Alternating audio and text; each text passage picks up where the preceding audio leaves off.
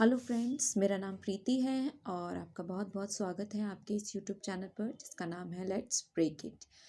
यहाँ जो है हम एनटीए यूजीसी नेट पेपर 1 की तैयारी कर रहे हैं और उसकी फर्स्ट यूनिट हमने शुरू कर दी है अब तक, जिस पर हम 6 वीडियोस बना चुके हैं। रिसर्च एप्टीट्यूड यानी कि शोध अभिक्षमता, इस पर हम पिछली वीडियोस में पढ़ा है, उसका जो है देखा हमने और काफ़ी सारी चीज़ें हमने की है। और सबसे इम्पॉर्टेंट चीज़ जो हमने की है वो है विधियाँ, यानी कि जो है रिसर्च के मेथड्स ऑफ रिसर्च जो है हमने देखी, यानी कि जो भी चीज़ें हम करते हैं, मतलब जो भी हमारा रिसर्च का टॉपिक है उसे किस मेथड से हमें सॉल्व करना है या फिर कौन सा उसमें रिसर्च का मेथड हमें प्रयोग करना है, ये सब हमने देखा। जैसे कि क्वालिटेटिव मेथड यानी कि गुणात्मक और मात्रात्मक विधि देखी हमने, और इसके अलावा फंडामेंटल देखी यानी कि मौलिक विधि, और अप्लाइड एक्शन रिसर्च यानी कि क्रियात्मक जो है अनुसंधान देखा। ये सारी विधियां हम पिछली वीडियोस में देखा हैं, तो आपने अगर नहीं देखी है तो जाकर उसे देखिए, क्योंकि ये बहुत ही इंपॉर्टेंट है और यहाँ से क्वेश्चन हर बार उठकर आता है।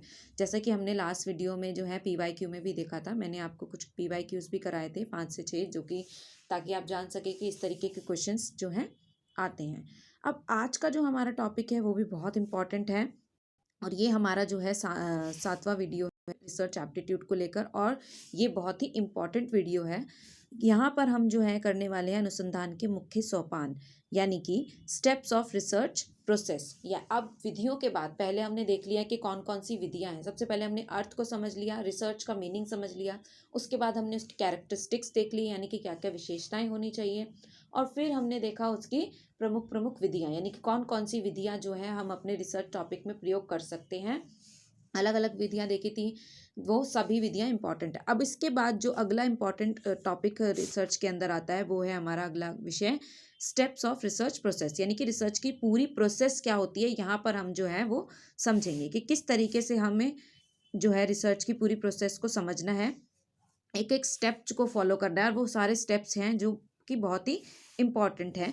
एक एक स्टेप को हम यहाँ समझेंगे। यहाँ पर जो है मैंने यहाँ पर आपके लिए पूरा रखा है, एक बार हम इसे पूरा देखेंगे और फिर आगे आने वाली वीडियोस में हम इन्हें एक एक करके जो है पर्टिकुलर पूरी वीडियो एक एक स्टेप को जो है डेडिकेटेड होगी और उन्हें हम समझेंगे। यहाँ पर जो है हम क्या लेंगे, इसका एक ओवरव्यू लेंगे, और इन्हें समझना बहुत ही ज़रूरी है किस तरीके से जो है रिसर्च का जो पूरा प्रोसेस है वो कैसे चलता है, यानी कि हमारी स्टार्टिंग से लेकर, मतलब टॉपिक को चूज करने से लेकर, चुनने से लेकर उसका एंड तक, यानी कि रिसर्च की रिपोर्ट बनाने तक की जो है ये पूरा जो है प्रोसेस चलता है। इसी के अंदर हम आगे पढ़ेंगे वेरिएबल्स के बारे में और बहुत सारी चीज़ों के बारे में।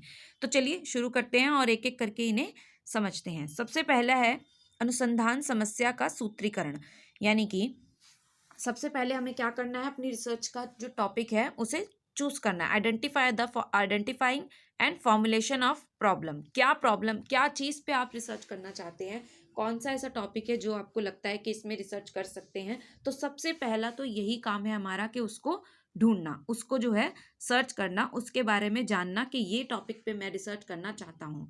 आगे भी जैसे आप PhD करेंगे तो ये आपके बहुत काम में आएगा, इसलिए आपको इसे ध्यान से सुनना है। यही स्टेप्स फॉलो होते हैं। ये कुल 7 से 8 स्टेप हर जगह आपको देखने को मिलेंगे, थोड़ा बहुत आगे पीछे मतलब एक दो स्टेप्स के बीच में हो जाते हैं जो हम इसी के अंतर कर लेंगे जैसे।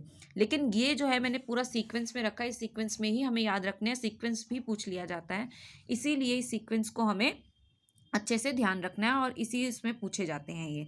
और सबसे पहले क्या है इसमें, यही कि हम सबसे पहले क्या करते हैं, एक समस्या का सूत्रीकरण करते हैं, यानी कि फॉर्मुलेट करते हैं, एक समस्या को आइडेंटिफाई करते हैं कि हम इस टॉपिक पे जो है क्या करना चाहते हैं, रिसर्च करना चाहते हैं। तो ये सबसे पहला काम होता है, क्या करना, रिसर्च का टॉपिक फाइंड करना। अगर आपके पास कोई टॉपिक ही नहीं है मान लीजिए, तो आप किस पर रिसर्च करेंगे।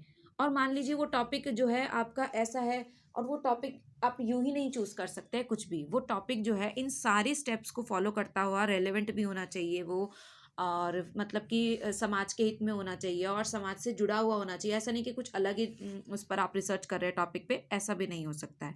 तो सबसे पहला स्टेप क्या होता है, सबसे पहला स्टेप यही है कि हमें अपनी एक क्या ढूंढना है, अपना है रिसर्च का टॉपिक फाइंड करना है, आइडेंटिफाई करना है कि हम किस टॉपिक पे रिसर्च करना चाहते हैं। आगे बढ़ते हैं और अगला स्टेप क्या होता है? अगला स्टेप होता है साहित्य अवलोकन और उपकरण विकसित करना। तो सबसे पहले एक पॉइंट को समझते हैं, क्या है? साहित्य अवलोकन यानी कि लिटरेचर रिव्यू करना। अब मान लीजिए हमने टॉपिक जो है चूज कर लिया। अब जैसे मैं हिंदी की छात्रा हूँ, मतलब हिंदी मेरा बैकग्राउंड रहा है, तो हिंदी से ही मैं बात करूंगी। अगर मैंने चूज किया कि मुझे जो है किसी पर भी, मान लीजिए मुझे आधुनिक काल पर जो है रिसर्च करनी है, उसमें भी मुझे पद्य पर रिसर्च करनी है, तो ये पहले मैंने क्या किया, अपना टॉपिक चूज कर लिया कि मुझे पद्य, उस पर भी मुझे क्या किसी एक खास पर्टिकुलर कवि पर रिसर्च करनी है, या फिर किस तरीके का पैटर्न लिखा जा रहा है उस पर रिसर्च करनी है, हम ये चूज करेंगे। मान लीजिए हमें मैं अज्ञे की कविताओं पर या फिर मुक्तिबोध की कविताओं पर रिसर्च करना चाहती हूँ कि वो किस प्रकार का लिखते हैं या क्या है, किस तरीके का लिखते हैं, आधुनिक समय में उसकी क्या वैल्यू है। तो हमने पहले क्या कर लिया, उसका रिसर्च का टॉपिक आइडेंटिफाई कर लिया। तो यहाँ पर देखिए, हम सिर्फ ये जब बोलकर नहीं रह सकते कि आधुनिक पर मैं रिसर्च कर रहा हूँ, नहीं, क्योंकि आधुनिक तो अपने आप में बहुत बड़ा है ना, तो एक पर्टिकुलर टॉपिक हमारे पास होना चाहिए। तो वो हमने क्या कर लिया, चूज कर लिया। तो फर्स्ट स्टेप में हमने क्या किया, टॉपिक को चूज कर लिया, यानी कि चुन लिया है।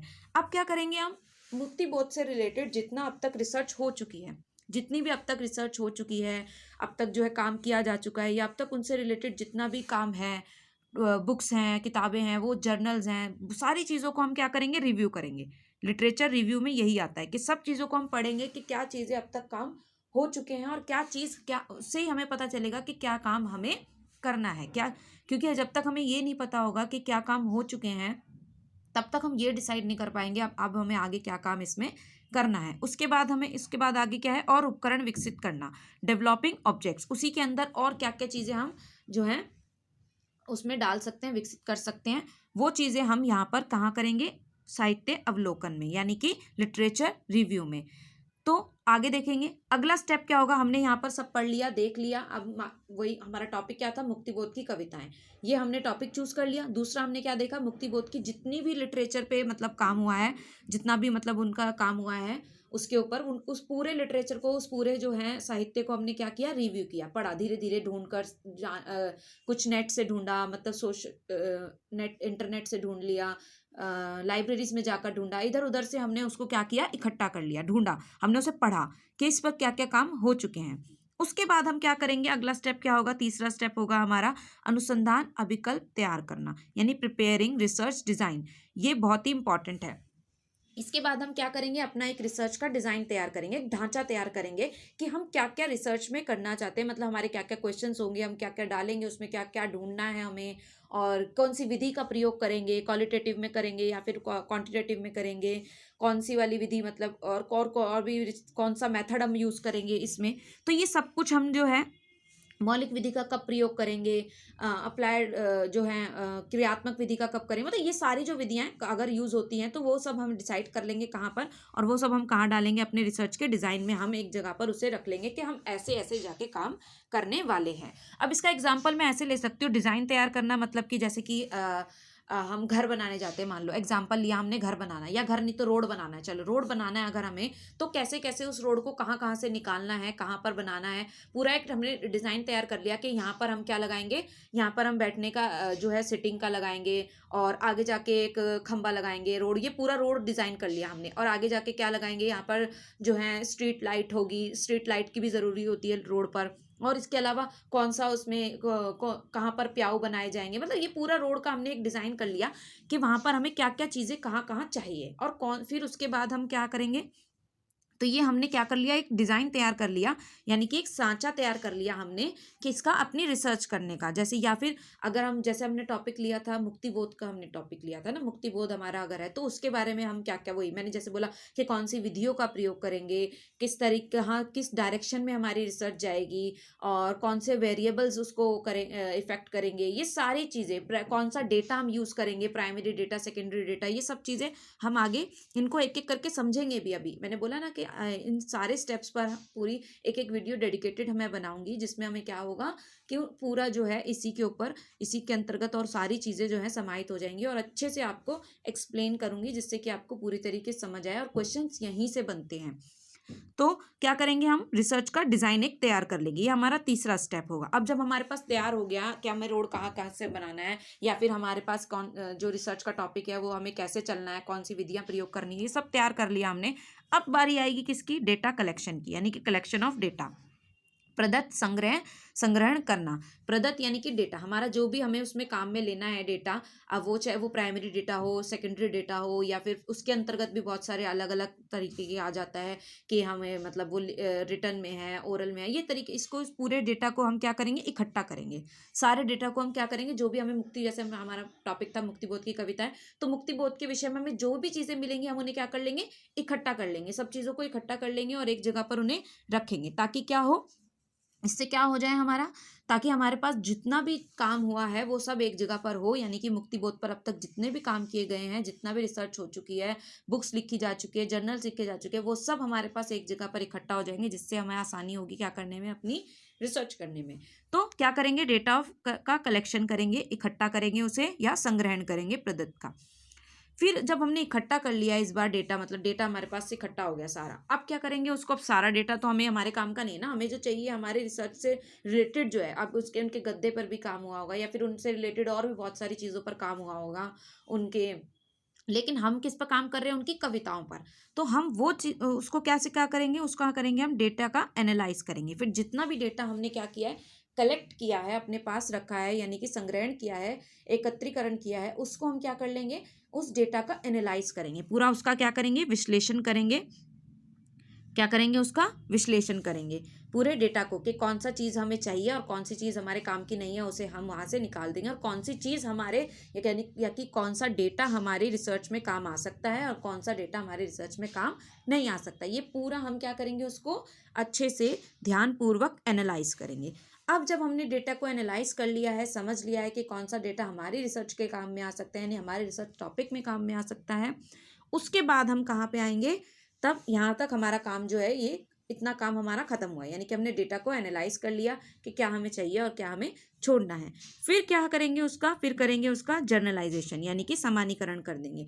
अब उसको हम क्या करेंगे, देखिए अब मुक्तिबोध पर हम काम कर रहे हैं अगर, तो वो आगे भी तो स्टूडेंट्स के काम में आएगा, तो वो जर्नलाइज करेंगे, कि उसको क्या कर देंगे, एक रिसर्च का, किसी भी टॉपिक पर हम रिसर्च कर रहे हैं तो उसका जर्नलाइज होना बहुत ज़रूरी है। क्यों, मतलब जर्नलाइज यानी कि उसका जो है सामान्यीकरण होना, यानी कि वो समाज के हित में होना चाहिए, और समाज के जो है भीतर में ही होना चाहिए, और समाज के काम का होना चाहिए। ऐसा नहीं कि हम किसी भी टॉपिक को उठा रहे हैं और वो समाज के किसी काम में आए ही ना, तो ऐसा नहीं होना चाहिए। तो फिर हम उसको ये देखेंगे कि ये जर्नलाइज हो रहा है या नहीं हो रहा है, समाज के हित में है या फिर नहीं है। और कोई भी अच्छा रिसर्च टॉपिक होगा हमारा, अगर अच्छी रिसर्च होगी तो वो समाज के हित में ही होगी, समाज के अहित में कभी भी कोई भी रिसर्च नहीं जानी चाहिए। अब लास्ट जो है हमारा क्या होगा, शोध रिपोर्ट लेखन। अब इसके बाद हमने क्या है, रेडी कर लिया सब कुछ अपना, ये सब किया, क्या किया, सबसे पहले हमने अपनी प्रॉब्लम को आइडेंटिफाई कर लिया, यानी कि हमने अपनी रिसर्च का टॉपिक चूज कर लिया कि हम इस रिसर्च पर जो है काम करना चाहते हैं, ये हमारी रिसर्च की मतलब ये प्रॉब्लम है हमारी, जिसे हम सॉल्व करना चाहते हैं। ये सब हमने क्या कर लिया, आइडेंटिफाई कर लिया, एक टॉपिक चूज कर लिया, जो कि हमने क्या चुना था, मुक्तिबोध की कविताएं, एक एग्जाम्पल के तौर पर। उसके बाद हमने क्या किया, साहित्य अवलोकन किया, लिटरेचर का पूरा रिव्यू कर लिया। फिर हम आए किस पर, रिसर्च का डिजाइन किया कि हमें कौन सी विधियां प्रयोग करेंगे, हम किस प्रकार का डेटा वगैरह प्रयोग करेंगे, ये सब चीजें देखा। फिर आए हम डेटा कलेक्शन पर, कलेक्शन किया हमने डेटा का, प्राइमरी डेटा किया, सेकेंडरी डेटा किया, और कहाँ कहाँ से अलग अलग डेटा हमने कलेक्ट कर लिया। कलेक्ट करने के बाद हमने क्या किया, डेटा का एनालाइज कर दिया, डेटा को एनालाइज किया, यानी कि विश्लेषण किया कि कौन सी चीज़ हमें रखनी है और कौन सा डेटा हमारे काम का नहीं है, ये हमने किया। इसके बाद क्या किया, उसका सामान्यीकरण कर दिया कि समाज के हित में, समाज के लिए है और समाज के भीतर ही ये आता है, ये हमने किया। अब जो लास्ट हमारा आता है वह क्या है, रिसर्च की रिपोर्ट तैयार करना। क्या करना, रिसर्च की रिपोर्ट तैयार करना, ये हमने किया। अब हम क्या करेंगे, अपनी रिसर्च की रिपोर्ट तैयार करेंगे और उसमें हम जो है बताएंगे पूरा कि हमने क्या क्या काम किया, ये सब चीज़ें जो है इसके अंतर्गत आ जाएगी, इसके अंदर हमारी रिसर्च रिपोर्ट के अंदर। तो ये हमारा क्या होता है, अंतिम जो है स्टेप होता है, रिसर्च रिपोर्ट को जो है लिखना। उसमें कौन कौन से मतलब कि क्या क्या चीज़ें जो है, मीन्स एक रिपोर्ट हमने तैयार करनी है, जिसमें हमें कौन कौन से हमने यूज़ किए हैं चीज़ें, कैसे किया है, क्या क्या किया है, हमारी रिसर्च क्यों इंपॉर्टेंट है, वो सब चीज़ें जो है हमारी रिपोर्ट के अंतर्गत आ जाएगी। तो ये कुछ स्टेप्स थे जो हमने देखे, जो कि फॉलो किए जाते हैं हमारी थ्रू आउट द रिसर्च, यानी कि जितना भी लंबा समय हमारा जो रिसर्च का चलता है उसमें हम ये शुरुआत से लेकर अंत तक हमारा ये स्टेप्स, ये प्रोसेस जो है, ये प्रक्रिया रहती है हमारी रिसर्च करने के लिए। अब जो है आप जैसे कि अभी आप एमए के छात्रा होंगे, तो आप नेट जेआरएफ करेंगे, नेट जेआरएफ के बाद आप पीएचडी करेंगे, तो आपको वहां पर भी ये जो है काम में आएगा जब आप खुद रिसर्च करने जाएंगे, खुद पीएचडी करने जाएंगे तब। इसीलिए ये एक एक स्टेप बहुत ध्यान से सुनना है, यानी कि आपके एग्जाम के नजरिए से तो इम्पोर्टेंट है ही है, उसके अलावा ये आपके जो है आगे के काम में भी, यानी कि पीएचडी के काम में भी इम्पोर्टेंट है। अब जरा इसे एक पिक्चर के माध्यम से समझ लेते हैं। यहाँ पर जो है ये रिसर्च प्रोसेस का पूरा पिक्चर है, देखिए वही है इस पिक्चर के अंदर भी। यहाँ पर आपको 8 दिए हुए हैं, यहाँ पर 1 2 3 4 5 6 7 8 स्टेप्स। मैंने बताया आपको 7-8 में ही मिलते हैं, कई बार जो हमने जैसे कि उसको इकट्ठा रख लिया, यहाँ पर अलग अलग कर दिया जाता है। अब यहाँ पर जो है समझेंगे सबसे पहले क्या है, तो रिसर्च प्रोसेस के अंदर वही सबसे पहले हमने देखा क्या, identify the problem. I hope आपको क्लियर होगा, दिख रही होगी पिक्चर। क्या करेंगे, सबसे पहले हम आइडेंटिफाई करेंगे प्रॉब्लम को नंबर 1 पर, जैसे कि हमने देखा। फिर उसके बाद क्या करेंगे, रिव्यूइंग द लिटरेचर, पूरा साहित्य को हम अच्छे से अवलोकन करेंगे, ध्यान से देखेंगे, समझेंगे और पूरा साहित्य को पढ़ेंगे जो जो भी हमारे रिसर्च का टॉपिक है उससे, ये है। उसके बाद यहाँ पर क्या दिया है, सेटिंग रिसर्च, उसको क्या करना है, क्वेश्चन करना है, ऑब्जेक्टिव्स कौन से रखने हैं, ये सब चीज़ें, वही हाइपोथेसिस बनानी है, ये सब किस में आ जाएगा, रिसर्च डिज़ाइन में ही आ जाएगा, जो कि हमने तीसरे नंबर पे रखा था। उसके बाद क्या आएगा, चूजिंग द स्टडी डिज़ाइन, ये दोनों एक ही के अंदर आ गए, यानी कि 3 और 4, इसीलिए यहाँ पर ये अलग अलग करके दिया हुआ है। ऐसे ही होगा, मतलब स्टेप्स तो वही रहेंगे, आपको स्टेप को ऐसे ही याद रखना है इसीलिए। और ये बहुत ही हमने कम उसमें समझ लिया और इसको ऐसे ही आपको याद रखना है। इसके बाद क्या करेंगे, स्टडी डिज़ाइन तैयार करेंगे, यानी कि वही रिसर्च का डिज़ाइन तैयार करेंगे। इसके बाद क्या होगा हमारा, deciding on the sample design, ये भी इसी के अंतर्गत आ जाएगा कि कौन सा सैम्पल है, यानी कि कौन सा डेटा हमें कलेक्ट करना है, कौन सा सैम्पल हमें लेना है। उसके बाद कलेक्टिंग ऑफ डेटा, डेटा को कलेक्ट करेंगे। उसके बाद क्या करेंगे, एनालाइजिंग करेंगे, एनालाइज करेंगे डेटा को, processing and analysing the data, data को एनालाइज कैसे करते हैं, बहुत सारे टेस्ट जो है अभी हम आगे पढ़ेंगे, जब डेटा कलेक्शन का हमारा स्टेप आएगा तब हम देखेंगे chi square test, t test, z test, ये सारे टेस्ट हम लोग देखेंगे कि कैसे डेटा को एनालाइज जो है किया जाता है, कैसे टेस्ट किए जाते हैं डेटा पर। उसके बाद लास्ट हमारा क्या होगा, राइटिंग द रिपोर्ट, और फिर जो है राइटिंग द रिपोर्ट, यानी कि रिपोर्ट राइटिंग हम करेंगे, यानी कि रिसर्च की हमारी जो लास्ट स्टेप है वो यही है, क्या, रिपोर्ट राइटिंग। तो ये था हमारा पूरा क्या, रिसर्च का जो है रिसर्च प्रोसेस के पूरे स्टेप्स थे, जो कि हमने एक एक करके समझे और देखे। यहाँ पर मैंने हिंदी और इंग्लिश दोनों में रखे हैं ताकि आपको समझने में कोई भी दिक्कत ना आए और आपको इजीली ये चीज़ें समझ में आए। तो ये हमने क्या देखे, इम्पॉर्टेंट सारे ये चीज़ें हमने इनके पूरे स्टेप्स देख लिए। अब चलिए एक एक करके इन्हें समझ लेते हैं। और जो है सबसे पहले हमने क्या देखा था, पहला हमारा था अनुसंधान समस्या का सूत्रीकरण। तो पहला हमारा यहाँ पर हम समझ लेते हैं आज ही कि क्या है, ठीक है। तो पहला था आइडेंटिफाई और फॉर्मुलेशन ऑफ प्रॉब्लम, ये हमने देख लिया कि सबसे पहले अपना क्या करना है, विषय का चुनाव करना है, ठीक है। तो क्या करना है, विषय का चुनाव करना है, ये हमारा क्या था, जो है रिसर्च का मतलब पहला स्टेप है, हमने विषय चुन लिया। यह अनुसंधान सोपान का पहला चरण है। सबसे पहले देखिए, अगर हमारे पास डेटा के लिए मतलब अगर हमारे पास रिसर्च के लिए कोई टॉपिक ही नहीं होगा तो हम आगे कैसे बढ़ेंगे, है ना। तो सबसे पहला स्टेप हमारा क्या होता है, पहला चरण क्या होता है, सबसे पहले रिसर्च के टॉपिक को चूज करना, यानी कि रिसर्च के टॉपिक को का चयन कर लेना, उसका आइडेंटिफाई कर लेना, फॉर्मुलेशन कर लेना। आगे अगला पॉइंट में क्या कह रहा है, इसमें अनुसंधान के व्यापक क्षेत्र की पहचान कर एक अनुसंधान समस्या को ढूंढना व चुनना होता है।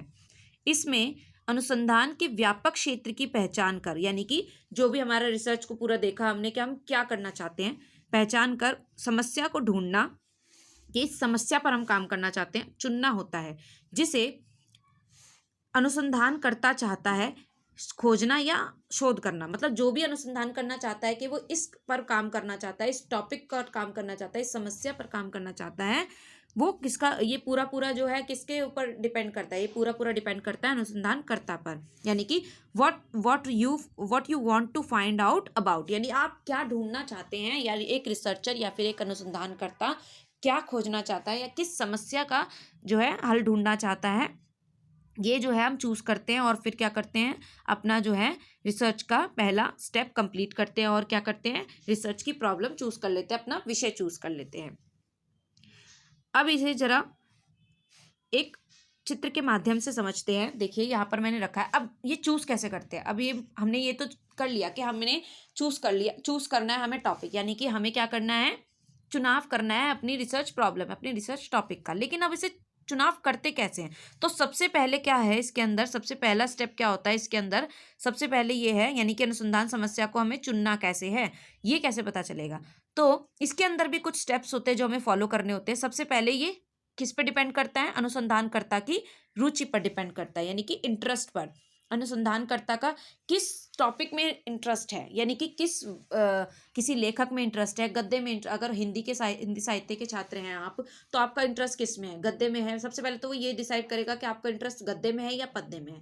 अगर आपका इंटरेस्ट पद्य में है तो आप पद्य में किस प्रकार की कविताओं में है, यानी कि पुरानी कविताओं में, यानी कि पहले जो लिखी रीतिकाल की, आदिकाल की, इस टाइप की कविता में, आधुनिक कविताओं में, ये डिसाइड करेंगे। तो यानी कि आपकी रुचि किस में है, अनुसंधानकर्ता का इंटरेस्ट किस चीज़ में है, ये जो है पूरी तरह डिसाइड करेगा क्या, एक रिसर्चर का टॉपिक डिसाइड करेगा। यानी कि जो भी वो चाहता है, मतलब उसके वो किस चीज़ को किस पर रिसर्च करना चाहता है, ये पूरी तरह किस पर डिपेंड करेगा, उसकी रुचि पर, कि इसमें उसका इंटरेस्ट है। आप जैसे आप अगर कोई टॉपिक चूज़ करते हैं तो ये आपकी इंटरेस्ट पर पूरी तरीके से बेस्ड होगा। लेकिन ऐसा नहीं है कि हमारा इंटरेस्ट ये है और उसके ऊपर कुछ भी चीज़ नहीं है और अब तक कोई काम नहीं हुआ, हम ऐसे उस पर काम करना चाहते हैं। तो थोड़ा सा हमें जो है लॉजिकली भी सोचना पड़ेगा, हमारा टॉपिक ऐसा हो जो कि हमारे जो है समाज के हित में हो और बाकी सारी चीज़ों को देखते हुए चलना हो। जैसे कि अभी ये सारी देखो, एक एक करके आप समझिए तो समझ आएगा।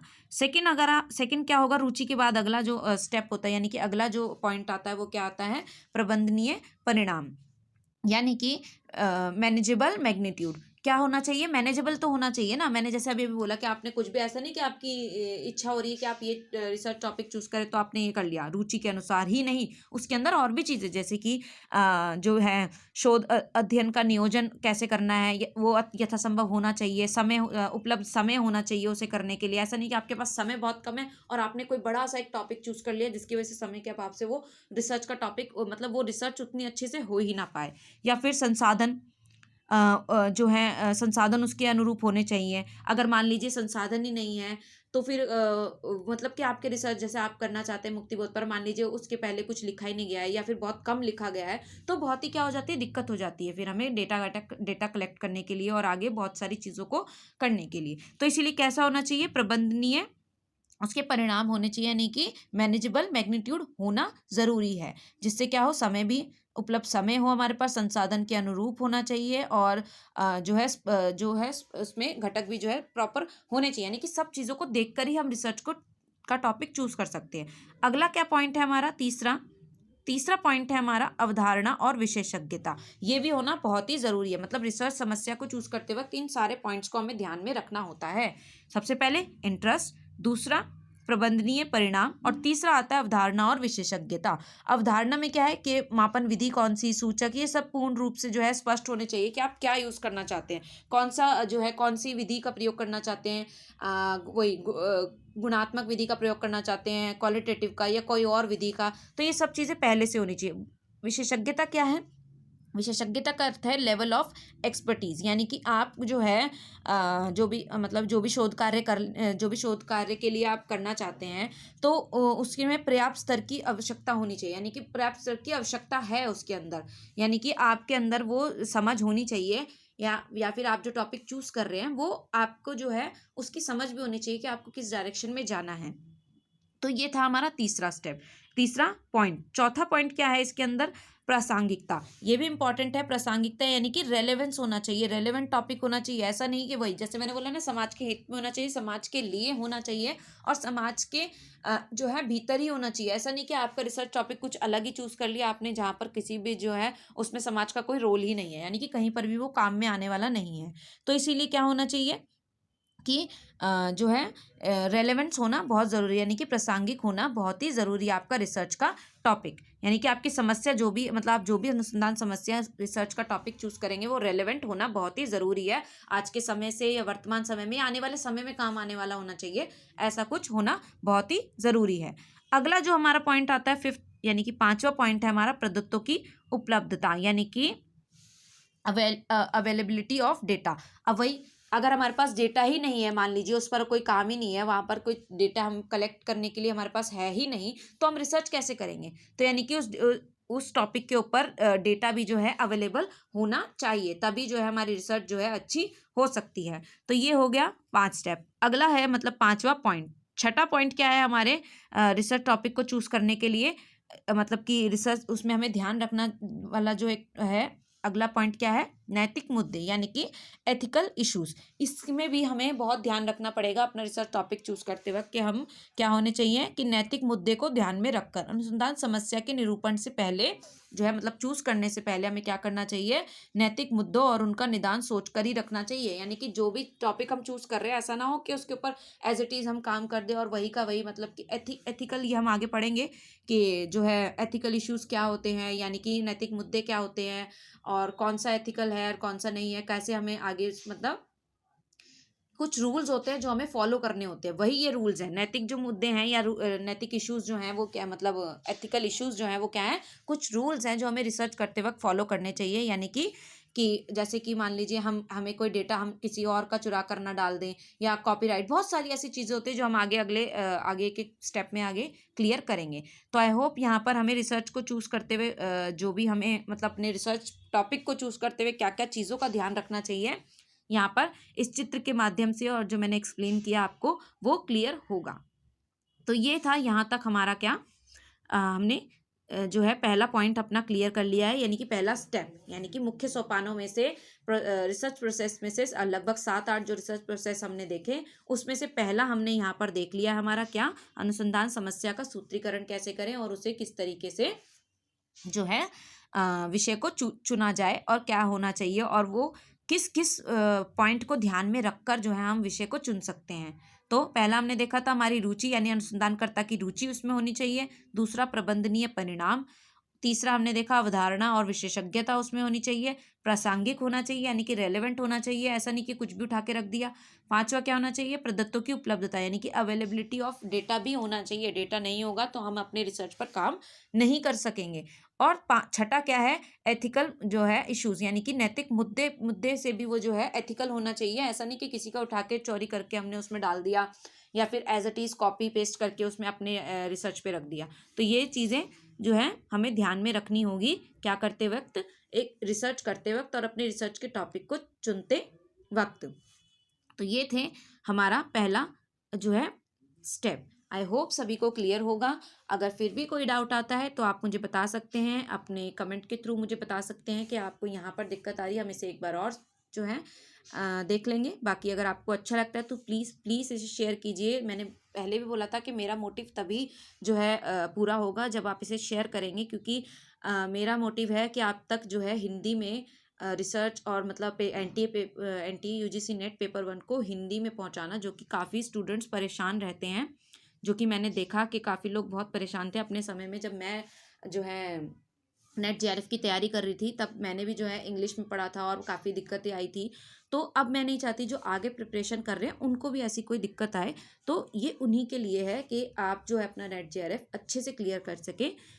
और आप जिस लैंग्वेज में चाहते हैं, हिंदी इंग्लिश, वैसे तो लैंग्वेज कोई इतना मैटर नहीं करती कि क्या है आपको पढ़ने में इतना होना चाहिए, पर फिर भी हम हिंदी के छात्र हैं, और अगर मान लीजिए आपको हिंदी में ज़्यादा अच्छे समझ में आता है तो कोई ऐसा इशू नहीं है, हम हिंदी में उसे पढ़ रहे हैं, इसलिए प्लीज़ इसे शेयर कीजिए और अपने दोस्तों को जो है बताइए कि हम जो है हिंदी में यहाँ पर रिसर्च और आगे आने वाले कई टॉपिक्स जो है हिंदी में ही करने वाले हैं एनटीए यूजीसी नेट पेपर 1 के। तो आप इसे शेयर कीजिए। तो चलिए वीडियो को एंड करते हैं और मिलते हैं। और हाँ, एक चीज़ और मुझे बतानी थी कि हम जो है अल्टरनेटिव डेज पर जो है, यानी कि एक दिन छोड़कर मैं वीडियो अपलोड करती हूँ। शाम 6 बजे जो है वीडियो जो है आपके पास पहुँच जाता है। तो आप देखा कीजिए और मुझे बताइए कि कैसा आपको लगा और शेयर कीजिए। चलिए, तो अभी हम इस वीडियो को एंड करते हैं। काफ़ी लंबा हो गया है, आप आई होप देखेंगे और इंटरेस्टिंग होगा आपके लिए ये। चलिए, thank you so much and take care, bye.